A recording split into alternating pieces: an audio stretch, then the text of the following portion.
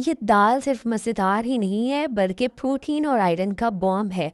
औरतों के लिए ख़ास तौर से ये दाल बहुत ही ज़्यादा बेनिफिशियल है क्योंकि इसमें बहुत रिच क्वांटिटी में प्रोटीन होता है, आयरन होता है। तो वो ख़वातीन जो थका थका फ़ील करती हैं, कमज़ोरी फ़ील करती हैं, उनको इस दाल का इस्तेमाल ज़रूर करना चाहिए। हफ्ते में 2 दफ़ा आप ये दाल खाएं, आपकी सारी कमज़ोरी और थकावट दूर हो जाएगी और आप ख़ुद को तंदुरुस्त फ़ील करेंगी। और वेट मैनेजमेंट में भी ये बहुत ज़्यादा हेल्पफुल है, वज़न को भी ये कम करती है दाल। तो अस्सलाम वालेकुम एवरीवन, आप देख रहे हैं हिट टेस्ट और आज मैं आपके साथ शेयर कर रही हूँ ये बहुत ही ज़्यादा लजीज मूंग मसूर की दाल जो तकरीबन हम सबके घरों में बनती है। लेकिन एक दफ़ा आप इस तरीके से भी ट्राई करें, आपको बहुत ज़्यादा अच्छी लगेगी और आपका दिल करेगा कि आप इसको सूप की तरह बस स्पून के साथ ही खा जाएं, इतनी लजीज बनती है ये। तो चलिए स्टार्ट करते हैं। बिस्मिल्लाहिर्रहमानिर्रहीम। सबसे पहले मैंने ली है 1 कप दाल मूंग और दूसरी है दाल मसूर जो हमने मूंग से थोड़ी कम लेनी है। तो अगर 1 कप मूंग है तो 3/4 कप आपने मसूर ले लेनी है। दोनों दालों को अच्छे तरीके से हमने वॉश करना है और 10-15 मिनट भिगो दें, इसको छोड़ दें। फिर मैंने इसको प्रेशर कुकर में ट्रांसफ़र कर दिया है। पानी डाल दिया मैंने इसमें 8 ग्लास। ये दाल थोड़ी पतली साइड पे होती है, बाकी आप इसकी थिकनेस अपने अकॉर्डिंग एडजस्ट कर सकते हैं। अब इसमें डालेंगे 1 बड़ा प्याज स्लाइस करके, 1 टमाटर वो भी बड़े साइज़ का था, 2 से 3 हरी मिर्चें रफली कटिंग करके डाल दिया है। स्पाइसेस में डालेंगे नमक 1 टेबलस्पून डाला है, हस्बे जायका डालिएगा। 1 से 1.5 टेबलस्पून लाल मिर्च का पाउडर और हाफ़ टी स्पून हल्दी डाली है।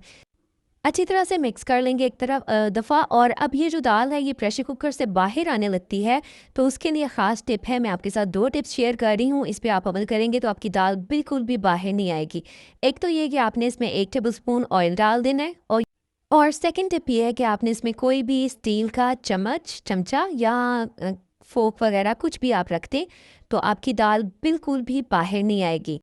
प्रेशर कुकर में इसका टाइम है 10 मिनट। वेट स्टार्ट होने के बाद 10 मिनट आपने इसको टाइम लगाना है, बिल्कुल परफेक्ट दाल आपकी रेडी हो जाएगी। तो साथ ही मैंने तड़के के लिए तैयार कर लिए थे थोड़े 10 चवे लहसुन के, 1 इंच का टुकड़ा अदरक, 3 से 4 हरी मिर्चों, तीनों का मैंने इकट्ठा पेस्ट बना लिया था।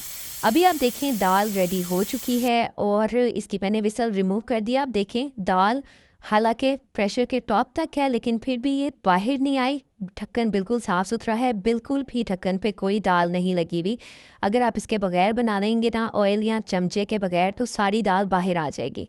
चलें जी, दाल को अच्छे से मिक्स कर लिया है। अभी आप इसकी कंसिस्टेंसी चेक कर सकते हैं, बिल्कुल परफेक्ट है। आप इसको रोटी या चावल के साथ जिसके साथ भी खाएंगे, ये मीडियम सी मैंने इसको थिक रखा है। बाकी आपको ज़्यादा पतली पसंद है तो आप थोड़ा इसको पानी गर्म डाल के मज़ीद पतला कर सकते हैं।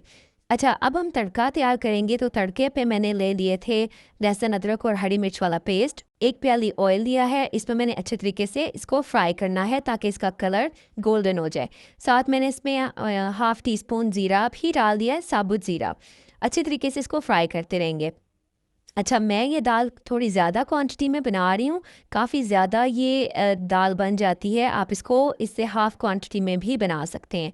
डार्क कलर का आपने फ्राई करना है लहसुन अदरक को और फिर आपने इसमें हरी मिर्चें, थोड़ी सी साबुत वाली गोल मिर्चें लाल वाली और शामिल कर देंगे धनिया।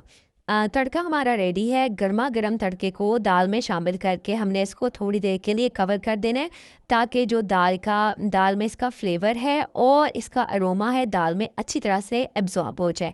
फिर आप 2 मिनट के बाद ढक्कन हटाएं और आपकी लजीज दाल तैयार है। आप यकीन करें, आप उंगलियां चाटने पे मजबूर हो जाएंगे। ये दाल इतनी ज़्यादा टेस्टी बनकर तैयार होती है ना कि आप इसको रोटी चावल के अलावा स्पून के साथ ही आपका दिल करेगा सूप की तरह इसको पी जाएं। बहुत ही ज़्यादा यमी ये दाल बनकर तैयार होगी और इसके बेनिफिट्स तो मैंने आपके साथ शेयर किए हैं। ख़वातीन के लिए ख़ास तौर से ज़रूर इस दाल का इंटेक होना चाहिए। आप हफ्ते में इसको 2 दफ़ा भी इस्तेमाल कर सकती हैं। आप इसको अपनी वेट कम करने के लिए भी बहुत ज़्यादा आपको इसका हेल्प मिलने वाली है क्योंकि इससे भूख नहीं लगती, काफ़ी ज़्यादा ये फिलिंग होती है और आपकी तवानाई भी महफूज रहती है। आपको लो फील नहीं होता, आप एनर्जेटिक रहेंगे। तो उम्मीद करती हूँ आज की रेसिपी आपको अच्छी लगी होगी। प्लीज़ लाइक, शेयर और सब्सक्राइब ज़रूर कीजिएगा। फिर मिलेंगे। अल्लाह हाफ़िज़।